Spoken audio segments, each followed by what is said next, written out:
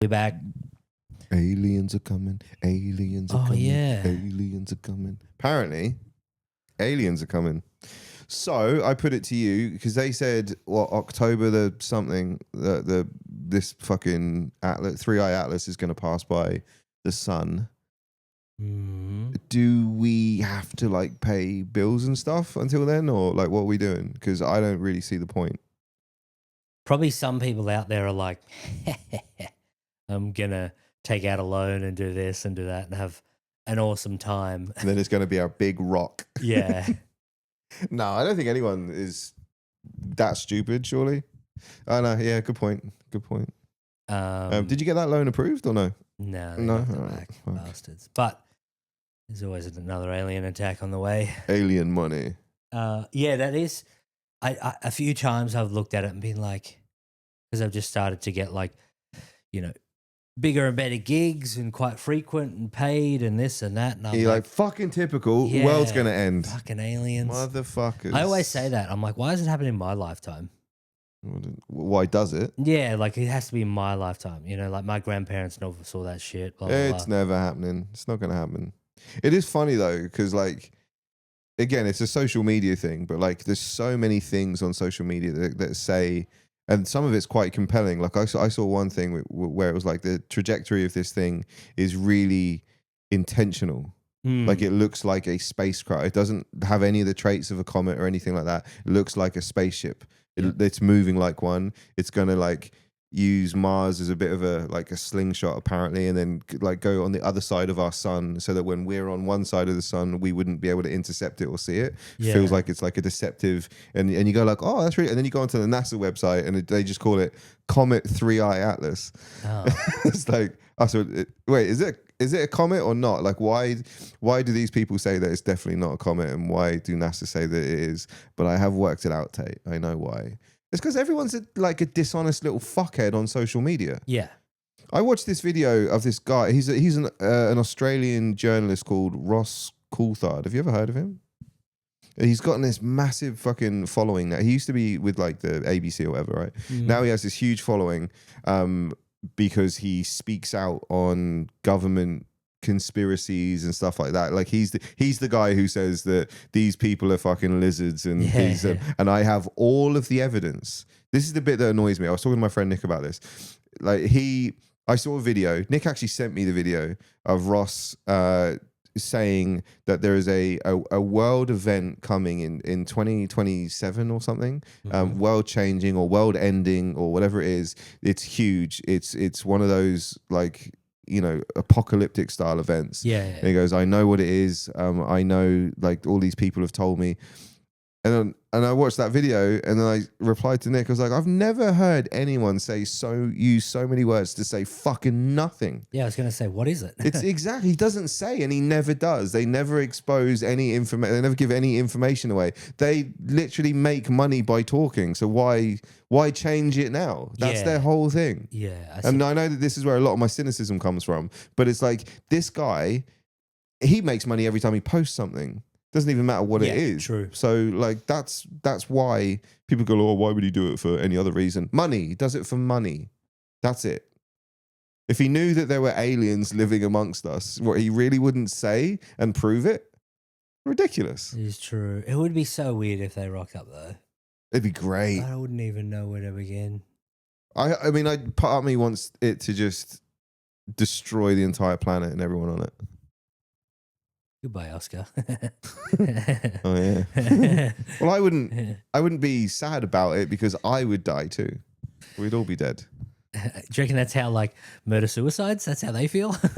I mean, probably. Yeah, they're like, don't worry about it. Yeah, the guilt will go immediately. I can't remember where I was, but they were talking about. I can't remember if it was a podcast or a television show or I had this conversation. That's the issue with like me. I just don't know sometimes where I hear things or if I'm talking about them. But they were talking about true crime and they're like, oh, it's just like crazy how like so many people out there will just like dismember a body. And then I was like, no, it's not. Do you know how heavy a body is? Like if I had a run-in with someone and they accidentally died and I was terrified and I didn't want to get caught, you're going to have to cut them up. Sulfuric acid. Well, you're going to have to get rid of them somehow. And if you always see like the perpetrators, and then always just some skinny dude who like just went nuts and smacked someone. It's like, yeah, they were never going to lug around me. Yeah. You know what I mean? Like 123 kilos at the moment. Thank you, duromine. How's that going? It's going well. No, killing you. Oh, yeah. Oh, no, yeah. How's the duromine going? Second weekend. So you were 123? I was 124. No, sorry. I was 127.5. When? The 10 days ago. So 4 and a bit kilos in 10 days. Yeah. Yeah, good. I mean, when you got a lot to lose, it comes off pretty easy. But I must admit, I do, when I get into like workout mode, I do work out a lot. Like 20,000 steps. And then like, obviously gym sessions included in that. Yeah. What I've been doing is the workouts on like the preset ones. What do you So mean? you've got it like, so when you're on like a treadmill or a bike or something like that, it changes the hardness or the, what's it called? The resistance. Oh, yeah. Holy shit. Because you can't fake it. Like you have to, like it just changes on you. Like, oh crap. Like, yeah. And it's, Do you ever use like the stepper? that's in like the elliptical machine. Yeah, just the stairs. Mate, basically, the gym that I'm going to at the moment is one of the worst gyms I've ever been to. Oh, really? What is it? Shout them out. It's Anytime Fitness in Fremantle. Yeah. It's just a dated gym. Like they've clearly had this stuff forever. The lady who works there is amazing. She just weirdly was at our show last Friday. Oh, yeah, you said. Yeah. Well, I mean, it was a Frio show, so yeah. Yeah, English lady. They're the best. And yeah, she was. I was walking out, and she was like, "Tait." I was like, "Uh-oh, I'm in trouble." I'm like, "What have I done?" Because I'm like real neurotic with like cleaning the machines as well. Because I sweat. I'm a sweater. That's fucking who I am. So I always make sure that I clean them like head to toe. Yeah. So I was like, "Oh no, it can't be that." I'm like, I don't know what this is going to be about. And she was like, "I was at your show on Friday," and I was like, "Oh, that's even worse." Because it was a hard show. You know, we did that one in Frio, and it was older people, and it was just a bit of a weirder setup, I guess. Buddha was telling me to line up for that one for this week. Yeah, I'd imagine it's probably slim pickings. That was on paper, that show was really, really solid. Yeah, no, it was. It was a good show as well. I know we had to work for it, but it was still a good show. Yeah. But this week, I think because you've got a bunch of people down south doing that Pinjara gig, we got obviously the Lounge is on, Oasis is on, so like it's a tough one for him this week. Yeah. Oh well. Well, it is what it is. I'm not there, so I don't care. Yeah. But yeah, the duromine stuff, it's people are probably thinking like, what is it? It's just a tablet you take. You got to take it in the morning because it gives you like energy. And also it gets rid of your, what's it called? Appetite, because it is an amphetamine. So, I cannot fathom my appetite going. It is strange. I am always hungry. Yeah, me too. Like that was the issue. I'm trying to build a good base. You know, I did it a few years ago, 2023, and got down to like, well, I was 144 kilos, and I got down to 112. And that was taking duromine and stuff like that. So, and then I was good for probably about 6 to 8 months. Made sure that, you know, I was living with my brother, get a large pizza between the two of us, have half the pizza, and that was it. And like make a salad. And then, you know, you came over last year and it was like, let's get 3 large pizzas, you know. We were absolutely disgusting. Yeah. Yeah, it wasn't good. It was great. Oh, yeah, no, it wasn't good. It was fucking great. There was one time, I'm trying to think when it was, fuck, I hadn't known you for that long, but you went to Thailand. Oh, yeah. To, what was it, Tiger something? Yeah, Tiger Muay Thai. Because that was essentially, I know it was for Muay Thai and you've like practiced that before, but it was to lose weight, wasn't it? It was to lose weight. Because you were like, oh, it fucking melts off when I do this. Yeah, because it's so hot and then you're just training every day. How long did you go for? I only went for 4 weeks that time. I'd planned to go for ages and then I was too fat. Like I needed to train before going to training. Does that make sense? Yeah. Like it was just like my body wasn't recovering and I'm just one of those people, if I'm not getting the good results, I'm not staying here just for the sake of like having now a holiday. It's pretty cool though. But yeah, I did that back in... Go to Thailand for Muay Thai. I did that back in... The first time I did it was 2016. Because that was for a lot longer, right? Yeah, I did that for 3 months and I'll put a picture up of how I looked. It's still in my favorites on my phone of like one day. But I think I went there at about 125 kilos and I walked out at 90.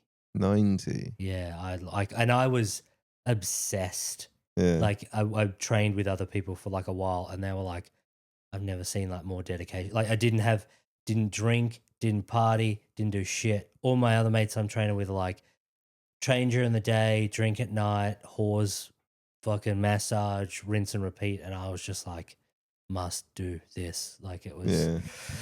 And then I got home and put it all back on within 6 months. Nice. And then I got down. At least you could kick the head off people. Not really. Like kicking so hard. It is. Like you got to have so much flexibility in like your groin, which you just either got to do that for a decade to like loosen it up or naturally have like.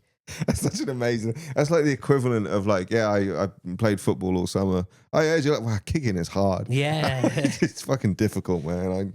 I couldn't. I could probably kicking is hard. Kick you in the shoulder, maybe at my best. I know kicking. I don't do that, but it's just funny to say that after training, like kickboxing. So yeah, it's such a great workout though.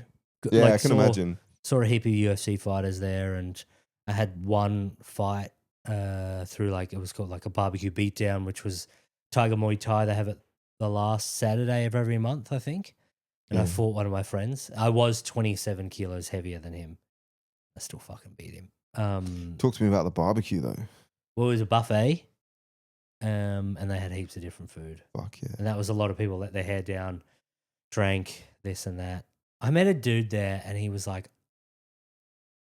Aussie fella that now lived in London, and he was like, I did this 10 years ago, and he was probably at the time when I met him like maybe like 35, 37 or something like that. And I was like, how was it? And he was like, this wasn't there, and it was a lot shitter, and blah blah blah blah. And he's like, mate, I fucked a different chick every night. He's like, it was just full of women and not that many people because it wasn't that. Yeah. And he's like, every night just a different chick from class. And I was like, oh, that's sick. It's more cardio. Yeah, yeah. And I didn't do that. I just fucking jerked off and slept and rinse and repeat.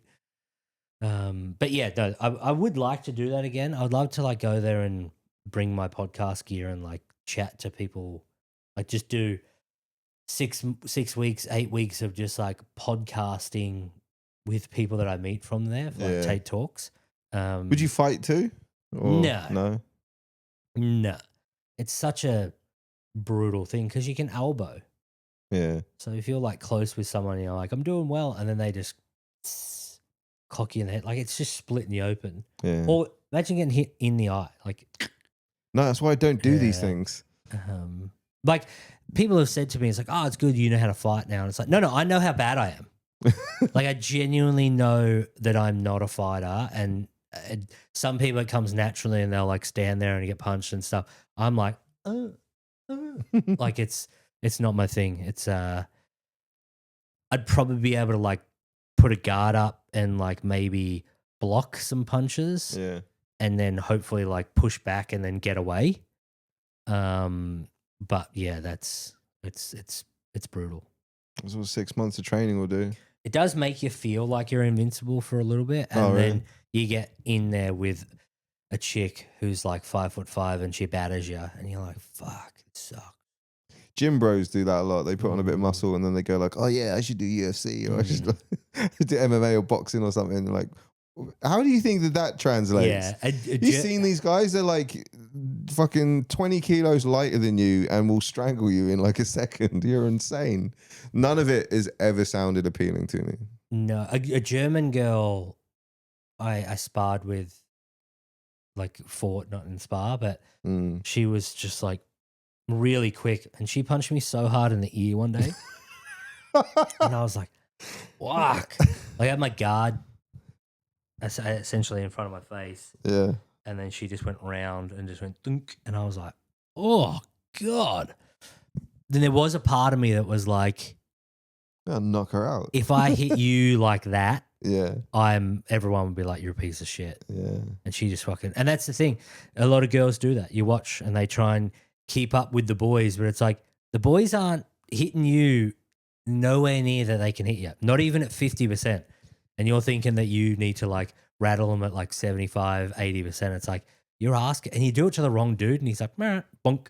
I've seen it. I saw an interview with John Jones, and he was talking about how he went to some gym and he was sparring with a couple of guys, but because he's John Jones, they wanted to like go a bit harder, and you know, obviously he could probably kill them. He kills anyone. But he said that he goes like, one guy came at me like just a little bit too aggressive.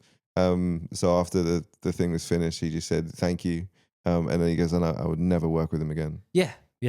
Their body's their business too. Yeah, exactly. It's. He gave a number, I'm fairly sure, of like the how much you go to. I think he said like 20%. If you're throwing like kicks and stuff, you wouldn't be. I'm probably making that up, but I remember thinking that like that's a super low number, because I remember thinking like if you went 20% on me, you'd probably still murder me. Well, at his size. Yeah. So like usually they say nothing more than 50. Right. But when you're that big, you're like, well, you got to tone it down because the weight of your. Because I was always with the heavyweights. Well, I suppose also you don't want to risk, if someone like him doesn't want to risk injury, I guess. Yeah. So it's more a technique thing and stuff. I remember, so there was like a 16-year-old kid from like Amsterdam or something like that, and he was like real cocky, tall, like, and I sparred with him once, and he had his like guard, and he was like quite good, and he was punching me pretty hard, and I was like, all right, don't hit him too hard, because like, you know, people be like, that's a child. And he wasn't small. A 16-year-old kid that works out now is a big guy. He would have been taller than me, probably like 6'1", 6'2", and he was just like, oh, fuck this guy, I'm just going to keep punching him. And I essentially just had my guard up, and he was just punching my gloves. And then I just like maybe 30%, I just punched him straight in like the stomach, but like in the sternum. And he was just like, and he took a step back, and he was just like, and I'm like, you good? And he was just like, and I was like, oh yeah, I forgot. Like, you're a kid. Yeah. And then I sparred a 14-year-old New Zealand kid that came over that was like, you watch him and you're like, whoa, you are good. Like, technically, like he must have been doing it forever. His dad was just to the side, and he's just like throwing every combination at me. It's just me and him in the ring, and I'm essentially just a punching bag. And a few times he would try and get me in like a clinch, and I would like one hand just like push him off like pretty hard into the ropes, and then like to be like, get off me. Yeah. And then finished up the 3 minutes, and then his dad was just like, oh, great work, and then came to me in front of his son, and he was like, thank you so much for not battering him. And the son was just like, what? Like, what the? Like, I beat up this old man. And the dad looked at the son and just goes, when he pushed you off with one hand, remember what he could have done to you when you're off balance, and he could have like genuinely hurt you. Like, remember those little shoves when you went flying, because he would have been 65 kilos and I was probably maybe 110 or something. So nearly twice his size. Basically. Yeah, and I was just like, yeah, if I just decided to just fucking start reeling up, like he would have been fucked. Yeah. Even though that technically destroyed me. Yeah. And it's like, wait, that's why there's weight classes. Yeah. Well, there should be. As in, like, why they shouldn't get rid of them. Yeah, they're talking about doing an open weight class for that's insane. For bare knuckle. Insane. A tournament. But then I remember somebody saying, it might have been Buddha or someone was talking about how bare knuckle, while it sounds fucking brutal, people punch like differently, but not as, they don't go as hard because they don't want to shatter their fucking hands. Yeah, they punch it like, I think it's like 60 or 70%. Yeah, so no one's like trying to take anyone's head off bare knuckle. Apparently. But they get absolutely battered though. Yeah, because it's just, there's nothing, it just splits you open. Doesn't take much at all to like, I've never had it, but I've seen it so many times in boxing and UFC and stuff. And yeah.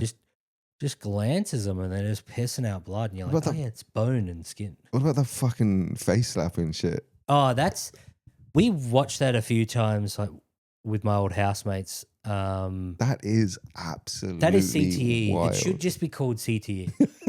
Yeah. Because you don't move and you get whomped in the head as hard as possible by someone, half get concussed, get back up, and then do it another 3 times. Like, they reckon rugby is way worse than like boxing and shit like that, because the jolts or the big tackles that you take are genuinely like rattling your brain. It's like copping one of those big hits in boxing that might happen like 2 or 3 times, maybe in a fight, and they're doing it like 14, 15 times. Yeah, and that's why the big NFL thing was like they've got the concussion and stuff like that, CTE, blah blah blah. Is they just get absolutely smashed. That's why their careers are like 4 years long, right? Well, that's the thing. I've we've spoken about.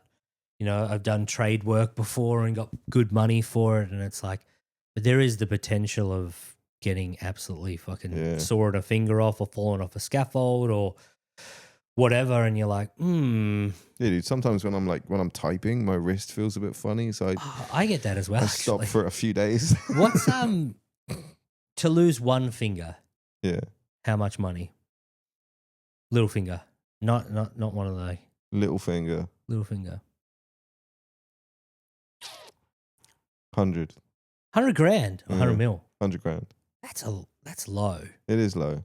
Yeah, but I reckon 100 grand, and I could probably do without my left little finger, and I've got a story. How would the story be though? Like, I got 100 grand for cutting my finger off, and they'd be like, "Excuse me." I got offered a gambling ad the other day. Did I tell you? No, by the accuser.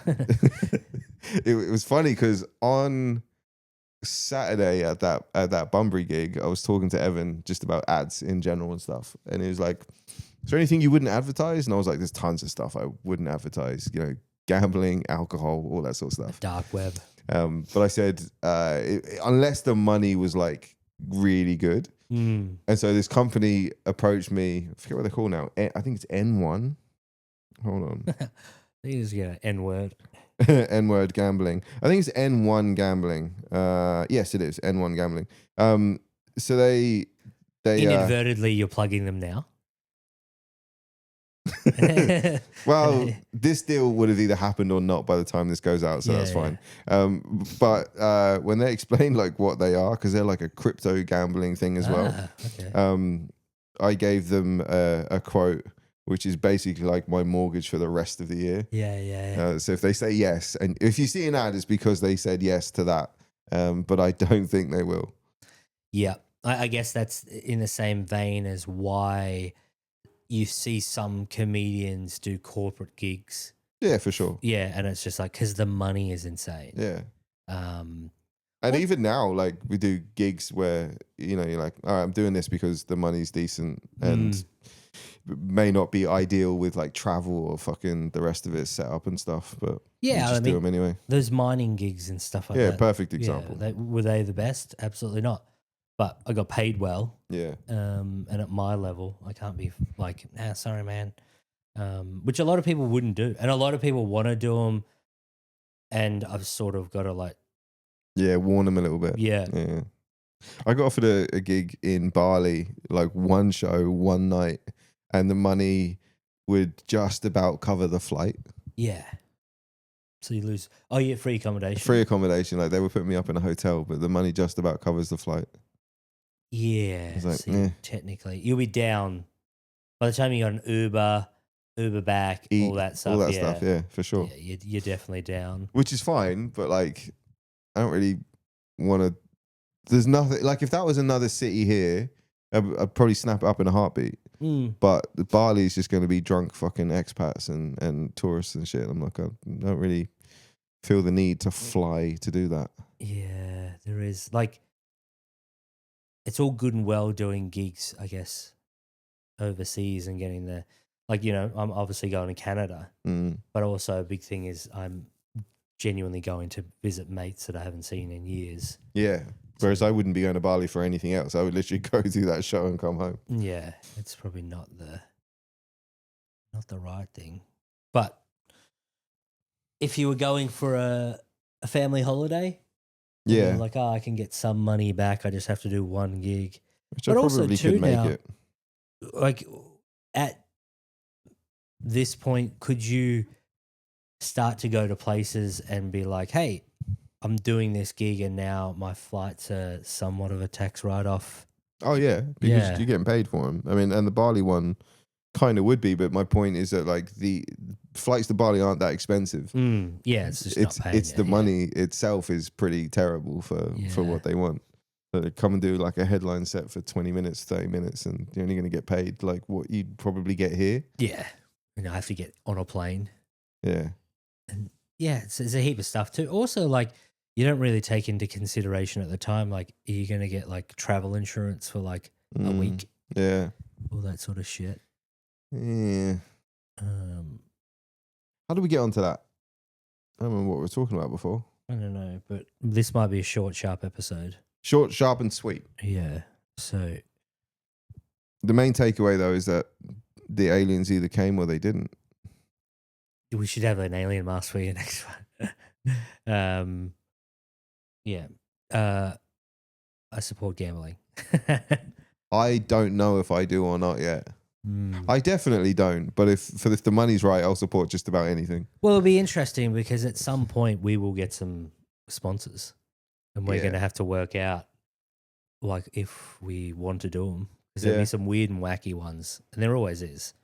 That want to be like, hey, blah blah blah blah. I'm not massively against like gambling, to be honest. Like I never gamble. I don't really give a shit though. But it's things like I would never promote alcohol. And I'd never promote like nicotine, vaping, and all that kind of stuff. Like that's not. What about Blue Chew, dick pills? Fuck yeah. Okay.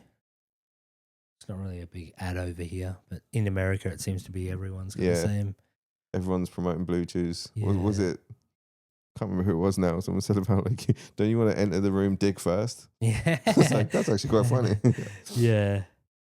Anyway, thank you guys. Oh yeah. Keep sending your You're here. Sorry. See ya. Ciao.